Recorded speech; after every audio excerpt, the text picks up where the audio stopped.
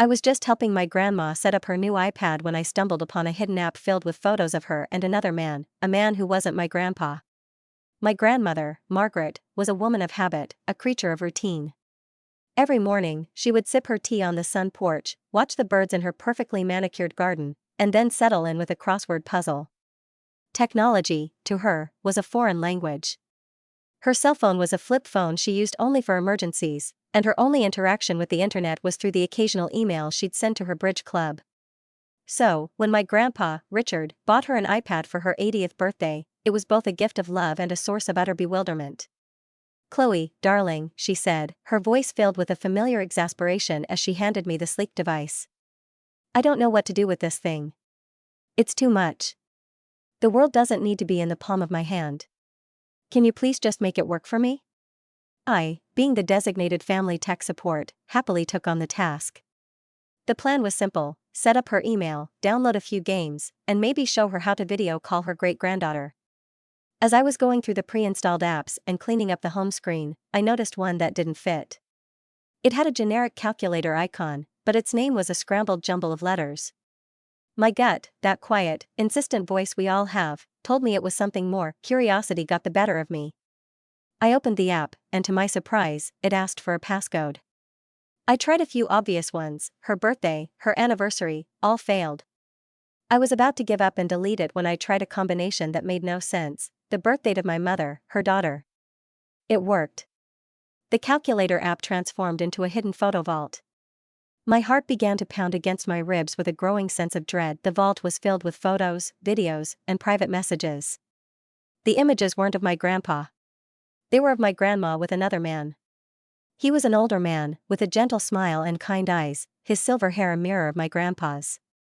They were everywhere together: on a beach in Florida, hiking in the mountains, dining at a fancy restaurant, and in quiet, intimate moments that were unmistakably romantic. The photos weren't new, they spanned years, from what looked like a decade ago to just a few months prior. The messages between them were filled with affectionate terms: my love, my dear, and a longing for the time they could spend together. I saw plans for trips and quiet confessions of love. This wasn't a friendship. This was a long-term, deeply personal relationship. My grandmother was cheating on my grandfather. The world tilted on its axis. My grandparents' marriage was the gold standard in our family. 55 years of what we all believed to be perfect, unwavering love. They were the ones we all looked to as an example of what a good life looked like. Now, I was holding a secret that threatened to shatter that entire reality. I went to the sun porch, where my grandmother was still absorbed in her crossword puzzle, oblivious to the fact that her secret digital life had just been exposed. My hands trembled as I handed her the iPad. Her eyes, filled with a warm light just moments ago, became dark with fear when she saw the screen. She saw the hidden app, the open photo vault, and her face went from confusion to a cold, pale mask. "Chloe," she said, her voice a thin, fragile whisper. "What have you done? What have you done, Grandma?" I shot back, the words coming out sharper than I intended. "Who is this man? What is all this?" She didn't deny it. Instead, she broke down, the crossword puzzle falling from her lap.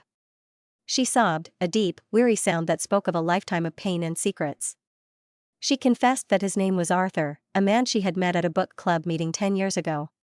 "Your grandpa, he's a wonderful man, Chloe, but he's been gone for so long," she said, her voice thick with tears. "After he retired, he just faded away. He spent his days in his workshop, and he just stopped talking to me. He's been living in his own world for years. I felt so lonely. So invisible. Arthur. Arthur saw me. He talked to me. He made me feel like I was a person again. He was in a similar marriage, a marriage of habit. We found solace in each other." She told me their secret relationship was a lifeline, a quiet rebellion against a lifetime of feeling unseen and unheard. It was her own little world of happiness, a place where she could be herself again. She spoke of the guilt, the fear, but also of the profound love and companionship she found with Arthur. The betrayal was twofold. Not only was my grandmother cheating on my grandfather, but she was doing so in a way that, in her mind, was justified by his emotional absence. And now, she was begging me to keep this secret, to not tell my grandfather. "He's not well, Chloe," she pleaded, her eyes welling up again. "His memory is going. He has moments of clarity, but they're getting fewer and fewer. This would destroy him. It would kill him to know that I found a love he could no longer give me. Please, promise me you won't tell him. Let him live out the rest of his days in peace, in the world he's created for himself. I was paralyzed. My heart was breaking for my grandmother, this woman who had felt so alone she had sought solace in a secret life. But my mind was reeling with the deception, the betrayal, and the fact that I was now the keeper of a secret that threatened to shatter the very foundation of my family. I had always believed in their perfect love story, but now I was holding the evidence of its failure in my hands. The trust she had placed in me was now a burden, and I was being asked to choose between her happiness and my grandfather's right to the truth. What would I do with this devastating secret, this digital trail of infidelity that had been hiding in plain sight? The answer was not as simple as I had always believed it would be. The iPad lay on the coffee table, its screen a silent witness to a truth that had shattered my world. My grandmother's tearful confession echoed in my mind, a devastating symphony of loneliness, betrayal, and a desperate plea for silence. She had confided in me, the granddaughter she trusted, and now I was the sole keeper of a secret that threatened to destroy the very foundation of my family. The weight of her words, "Please, promise me you won't tell him," was a physical burden. I looked at her, this frail, heartbroken woman who had spent a decade seeking solace in a secret digital life, and my heart ached for her. But the image of my grandfather, Richard, sitting alone in his workshop, his quiet dementia slowly erasing his memories, haunted me. He deserved the truth, didn't he? His right to know was just as valid as her need for happiness. The next few days were a blur of internal conflict. I watched my grandparents from a distance, seeing them not as the perfect couple I had always known, but as two lonely people trapped in a marriage of habit. My grandmother would smile and offer my grandfather his tea, her hands trembling slightly, her eyes filled with a new kind of guilt. He, in turn, would accept it with a quiet nod, a man lost in the fog of his own mind, seemingly oblivious to the emotional chasm between them. The emotional distance my grandmother had described was real, and it was heartbreaking to witness firsthand, but something about her story didn't quite sit right with me. Her narrative of my grandfather as an emotionally absent man, a silent partner in a marriage of convenience, felt incomplete. He was a quiet man, yes, but he had always been loving in his own way, through the things he made for us, through the silent presence he offered. I couldn't shake the feeling that there was more to his story, something she wasn't telling me, or perhaps didn't know herself. The turning point came when I went into my grandfather's workshop, a place that was usually off limits. My grandmother had asked me to get a box of tools for a loose hinge. The workshop was a sanctuary, smelling of sawdust and oil, filled with half-finished projects and neatly organized tools. On his workbench, among the woodworking tools and the small carvings he had made for us over the years, I found a small, locked metal box. It was a familiar sight, I remembered seeing it there my entire life. I had always assumed it held old bolts or spare nails. My curiosity, once again, got the better of me. The lock was old and simple, and with a bit of tinkering with a paperclip, I managed to get it open. Inside, there wasn't a secret photo vault, but a neatly organized collection of documents. There were copies of deeds to properties I didn't recognize, old legal letters from a law firm in the city, and bank statements with large, unexplained withdrawals. I felt a cold knot form in my stomach.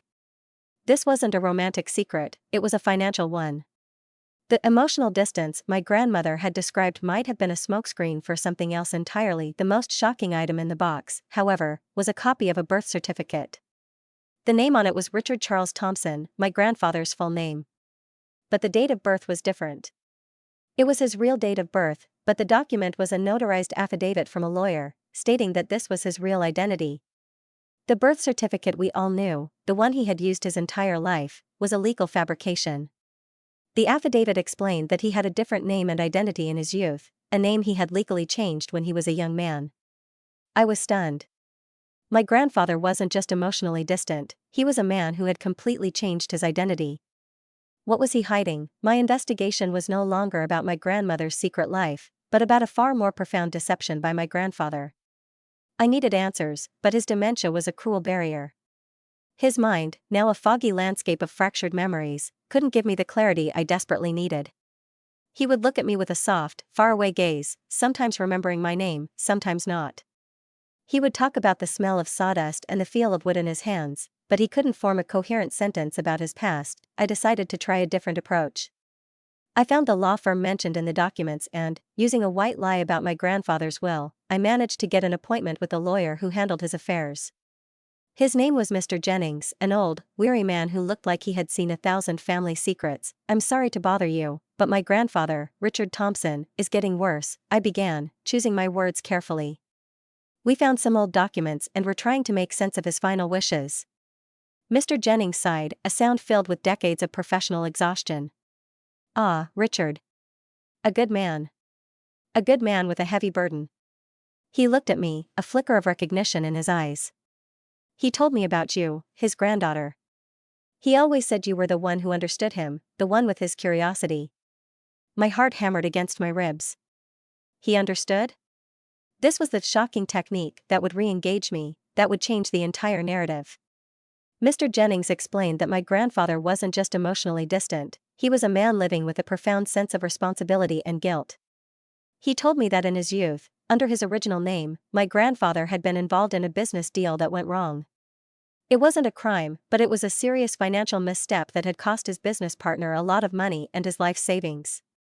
My grandfather, burdened by the guilt, had legally changed his name, moved to a new city, and started a new life, all to escape a past he felt he had destroyed. He was determined to make it right, Mr. Jennings explained. He spent his entire life working to pay back the family of his old business partner, quietly, without anyone knowing. That's what all those bank statements and property deeds were about. He was selling off his own personal assets, his heirlooms, his entire life's work to pay off a debt he felt he owed. The emotional distance your grandmother felt, it wasn't from a lack of love. It was from the weight of this incredible secret.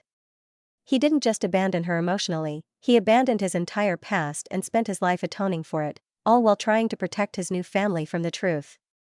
My grandmother's secret digital life, her escape into the arms of another man, suddenly made sense. She was starved for emotional intimacy, and he was completely consumed by a secret burden of his own. Their marriage wasn't a lie of infidelity, but a lie of omission. They were two people living parallel lives, both trying to survive a secret they felt they couldn't share.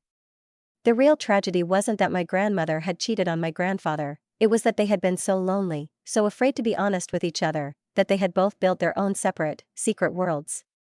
My grandfather's emotional distance wasn't a cold indifference, it was a silent, noble, and heartbreaking sacrifice. And now, I was the only person who knew both of their truths, a reluctant keeper of a dual betrayal that had been festering for over 60 years. My perfect family wasn't a myth, it was a deeply flawed, profoundly human tragedy.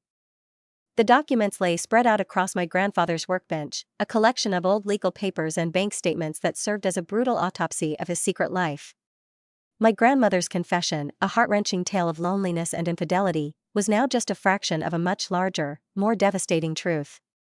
He wasn't emotionally distant because he had fallen out of love with her, he was consumed by a quiet, lifelong mission of atonement. His silence wasn't a punishment, it was a sacrifice.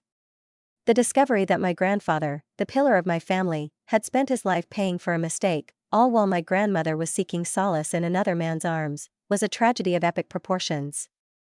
The love story I had always believed in was not one of betrayal and infidelity, but one of profound miscommunication and quiet desperation. The weight of this new knowledge was almost unbearable. I had to tell her. She had lived a lie for a decade, believing my grandfather was indifferent, when in reality, he was a man silently carrying the burden of his past, trying to protect her and their children. The injustice of it all, the tragic irony, was suffocating. I found her in the living room, staring out the window at the garden she tended with such love. The iPad, the source of our initial discovery, was nowhere in sight. She looked frail, a woman diminished by a secret she had carried for far too long. "Grandma," I began, my voice barely a whisper. "I went back to Grandpa's workshop.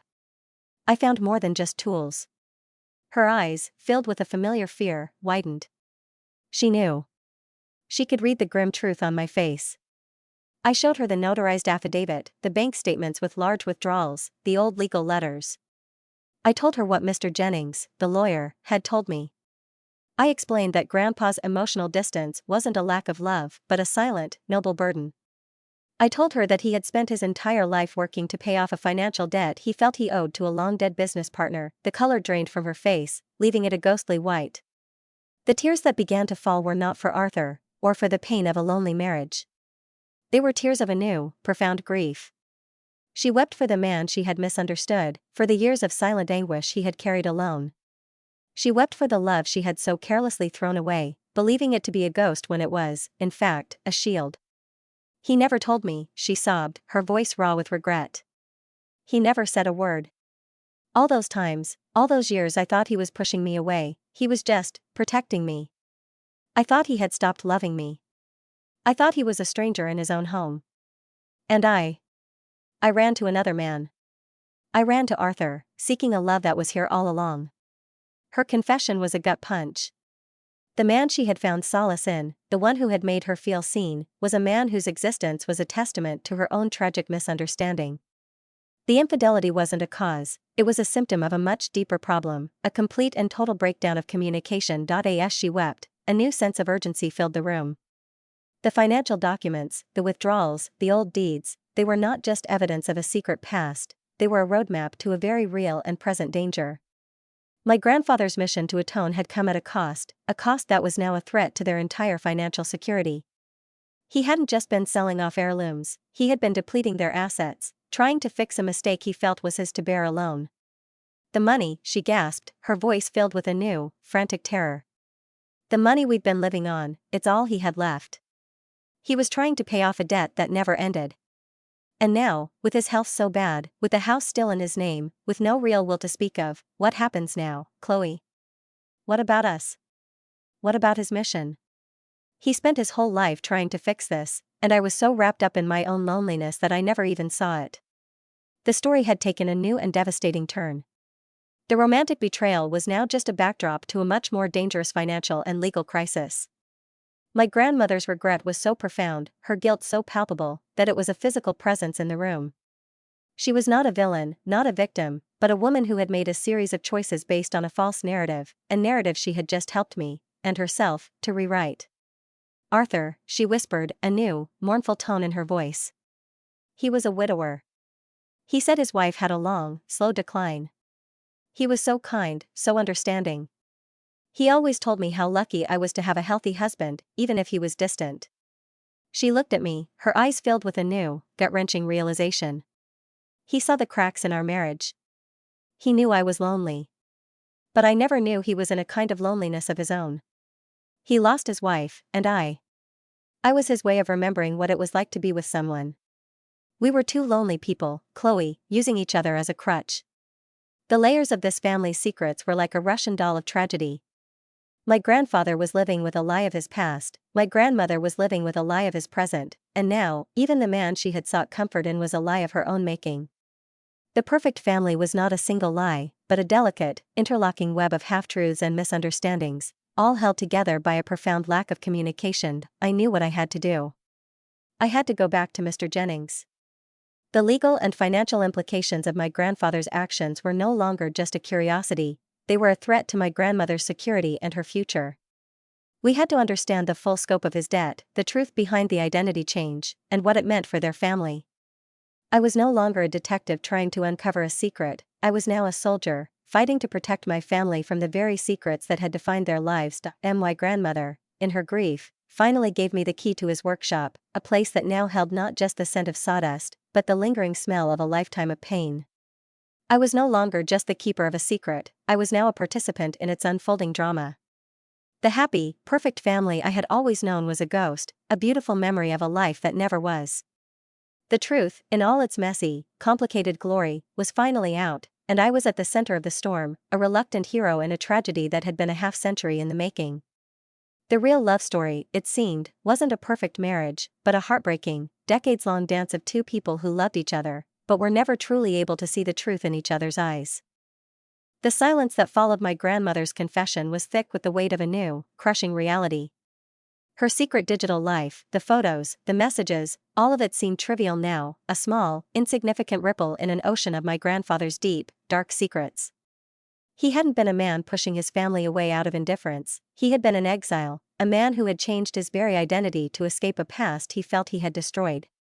His silent suffering was not a personal affliction, it was a lifelong mission of atonement. I was holding not just the evidence of his new identity, but the documents that proved he had been systematically selling off their assets, their heirlooms, their very legacy, to pay for a mistake from a lifetime ago. My grandmother's pain, so real and palpable, was a symptom of a much larger, more tragic ailment. She had been a victim of his silence, believing he no longer loved her, while he, in his own way, was silently sacrificing everything for the family he so desperately wanted to protect. The time for secrets was over. The financial crisis was a tangible, immediate threat. I had to tell my parents and my aunts, to bring them into this intricate web of lies before it all came crashing down on us. The family meeting was a tense affair, held in the same living room where my grandmother had confided in me about her affair with Arthur. The air was thick with unspoken resentment and fear. They had noticed the subtle financial changes, the delayed sale of the house, the cryptic conversations I had had with them, and they were desperate for answers. "Mom," my father began, his voice filled with a familiar dread, "what's going on?" "The house sale is on hold. The lawyers are asking about some missing funds from the retirement accounts." "What is this about?" My grandmother, still reeling from the shock of her own discovery, just looked at me, her eyes pleading for me to speak. I took a deep breath and laid out the story, not in fragmented whispers, but as a complete narrative. I told them everything, from the birth certificate in Grandpa's desk to the lawyer's account of his past mistake and the decades-long debt he had been trying to pay off. I showed them the documents, the old deeds, the bank statements, the affidavit of his name change. The room was filled with a stunned silence as they grappled with the reality of it all. "He changed his name," my Aunt Susan whispered, her voice filled with disbelief. "Our father? The man we've known our entire lives, his name wasn't even Richard? And he's been selling our heirlooms to pay off a debt from 50 years ago," my Aunt Margaret cried, her face flushed with a new kind of anger, not at an affair, but at a financial betrayal. "Our family heirlooms, the ones we were meant to inherit, for a mistake he made when he was a boy? What about us? What about his children?" My father, John, was the most devastated. He had always revered his father, the quiet, hard-working man who had built a perfect life for them. Now, that man was a stranger, a ghost from a past he had never known. "He was in trouble, and he never told us," he said, his voice filled with a heartbreaking sense of loss. "He carried this all alone for his entire life, and we never knew? I thought he was just tired. I thought he was just withdrawing into himself." "My God, Mom, you knew about this?" My grandmother finally spoke, her voice a weary admission of guilt. "No. I didn't know about his past. I thought he was just distant. I thought he had stopped loving me. So, I found a love of my own, a man who made me feel seen. I was living a lie because I thought he was living one, too. The real tragedy is that we were both living a lie, but we were doing it for entirely different reasons." The story had gone from a family drama about infidelity to a financial and emotional crisis of epic proportions. The family, once a bastion of quiet tradition, was now in a full-blown panic. The house, the retirement funds, the family's entire legacy, it was all in jeopardy. The sale of the house was no longer a bittersweet moment, it was a race against time. The urgency of the situation was compounded by the doctor's call. My grandfather's condition had taken a sudden turn for the worse. His dementia, which had been a slow, creeping fog, had suddenly given way to a moment of startling, devastating clarity. He was asking for me. Alone, when I entered his room, the smell of antiseptic and sadness was overwhelming. He lay in bed, his eyes, so often lost in a fog, were now clear and focused. He looked at me, and a ghost of a smile touched his lips. "Chloe," he whispered, his voice thin and fragile, but filled with a heartbreaking clarity. "I was a good man, Chloe. But I wasn't an honest one." He spoke to me for what felt like hours, his voice a slow, halting chronicle of a life I had never known. He told me about the mistake, a foolish business venture that had cost his partner everything. He spoke of the guilt, the shame, and the promise he had made to his partner's dying wife that he would pay them back. He had not just changed his name to escape his past, he had changed it to protect his new family from the stain of his old mistake. The withdrawals, the sale of the heirlooms, the money from the house sale, it was all a part of his quiet, lifelong mission of atonement. But his mission had hit a wall. The person he was trying to pay, the son of his old partner, was untraceable. He had been sending money to a series of trusts and holding accounts, hoping one day to find the man. "I have a key," he whispered, his eyes filled with a desperate urgency. "A key to a box in the old bank. It's an old safety deposit box. The last of it. The final payment. I was waiting to find him. I was waiting to find him to give him the money and the letter." The letter. I wrote it a long time ago. An apology. A full confession. It's for them. It's for the family I hurt. Find him, Chloe. Find him and give him the money. And tell him I'm sorry. Tell him I tried. He slipped a small, tarnished key into my hand, his final act an admission of guilt, an act of faith in me, the only person who knew both of his secrets. His hand, frail and thin, squeezed mine. He looked at me, a father looking to a daughter, a man looking to a hero, and then the clarity in his eyes began to fade, replaced by the familiar fog of dementia. His final moment of lucidity was not for his wife, not for his children, but for a decades-old mistake and the granddaughter he trusted to finally make it right. The story was no longer just about secrets and lies, it was a race against time. The key, a tangible piece of evidence, was my grandfather's final mission. I had to find this man, the son of his business partner, and deliver not just a final payment, but a final, heartbreaking apology. The house was no longer just a house, it was the final battlefield of a man's life, a place where a family's legacy, built on a lie, was about to be either saved or destroyed by a man's desperate, final act of atonement. My family's fate was now in my hands, a burden I was completely unprepared to carry. The perfect family I had always known was a fiction, but the very real, very messy family I had just discovered, was now my responsibility. The final words my grandfather whispered, a plea for atonement and the quiet act of slipping a tarnished key into my hand, were not a moment of final goodbye, but a moment of a final mission. The fog of his dementia returned almost instantly, leaving my family to stare at me with a mixture of confusion and panic. They had witnessed his brief moment of clarity, a final, heartbreaking whisper that was not for them, but for me, the granddaughter he had chosen to be the keeper of his most devastating secrets. My father, Margaret, and Susan looked at me, their faces a canvas of unspoken questions, but all I could do was hold the small key in my hand, a silent promise to a man who had spent a lifetime atoning for his past. He passed away 3 days later. The funeral was a quiet, somber affair, a final act of respect for a man they believed was a quiet, respectable patriarch. They didn't know the man I knew, the man who had lived in a constant state of internal exile, a man who had carried the weight of a past mistake so heavy, it had consumed his entire life. The inheritance, the house, the money, the conversations were all a whisper behind closed doors. They were worried about their financial future, a future they now believed was in jeopardy because of their father's reckless actions. My grandmother, in the wake of her grief, was a ghost. She was mourning not just the loss of her husband, but the loss of the man she had so deeply misunderstood for decades. She looked at me, a silent partner in this shared truth, and in her eyes, I saw not just sorrow, but a deep, profound regret. The key burned a hole in my pocket. I knew I couldn't tell my family about it just yet. They were too consumed with their grief and anger. The key, the safety deposit box, and my grandfather's final, desperate message were my mission, a quest I had to undertake alone. I went to the bank he had mentioned, an old, brick building with a quiet dignity, and presented the key. The banker, a kind-faced woman with a gentle smile, led me into a back room, a room filled with the scent of old paper and dust. She opened the small, metal box, and there it was, a manila envelope, sealed with a red wax stamp. I opened the envelope, my hands trembling. Inside, there was a stack of cashier's checks, dated from the last few years, totaling a significant amount. This was the final payment, the culmination of a lifetime of atonement. But there was something else. A letter, handwritten in my grandfather's neat, elegant cursive. I read it, my heart breaking with every word. It was a confession, a full and complete admission of guilt for the business mistake that had cost his partner everything. It was a heartfelt apology to the son he had never met, a plea for forgiveness and understanding. It was a final act of a man who, in his last moments, wanted to make things right.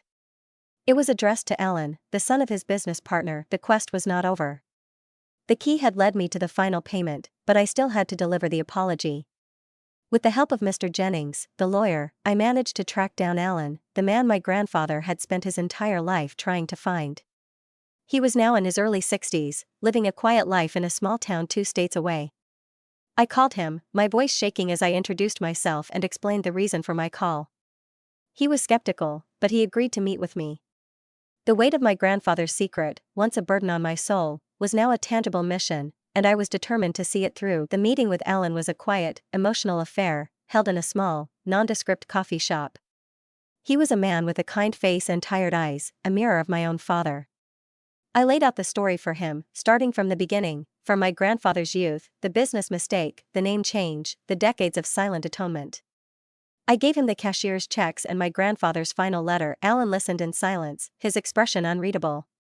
When I finished, he just sat there, staring at the letter. My father never hated him, you know, he finally said, his voice thick with a past grief. He was angry, yes, but he always said that Richard was a good man who made a bad mistake. My father's life was difficult after that, but he moved on. He started a small business, and he worked hard. He always told me that the greatest sin was not the mistake, but the failure to learn from it. He never knew that Richard had been trying to find us all these years. He never knew that the man who had changed his life had also spent his life trying to make it right. The final act of my grandfather's life, a culmination of a lifetime of guilt, was not the heroic act of a man making a grand gesture, but the quiet, humble apology of a man who had made a mistake and had spent his life trying to atone for it. The inheritance, the money, the secret trust, it was all a part of a man's silent, noble, and heartbreaking mission to make things right. Alan, a man who had no reason to forgive us, gave me a look of quiet gratitude. He didn't want the money, his family was well off. But he took the letter, his eyes filled with a peace that only came from a final, unexpected closure. The funeral, the secrets, the betrayal, it all came to a head. My family, now knowing the full, complicated truth, was in a state of turmoil. They had lost not just a father and a husband, but a myth, a perfect man who had never existed. The house was sold, the money was divided, and the inheritance that was once a source of bitter resentment was now a source of quiet, complicated grief. My grandmother, in her newfound wisdom, found a quiet peace. She was a woman who had lived with a lie, but she was now a woman who understood the love that lay beneath it. She and I, the two people who had known my grandfather's two great secrets, found a new kind of bond, a bond born of shared pain and a quiet, shared truth. We talked about his life, about the man who had loved two families in two different ways, and we learned to forgive him. The perfect family I had always known was a myth, but the true family, the messy, complicated, and deeply human family that remained, was something more beautiful. My grandfather's legacy wasn't the house, the money, or the flawless reputation. It was the messy, complicated truth that finally brought peace to two families. The secret was out, and our family, broken and beautiful, was finally ready to begin the long, difficult journey of healing, not as a perfect family, but as a real one. The final chapter of my grandfather's life was not a tragedy of betrayal, but a long, heartbreaking love story of a man who had to change his life to make it right.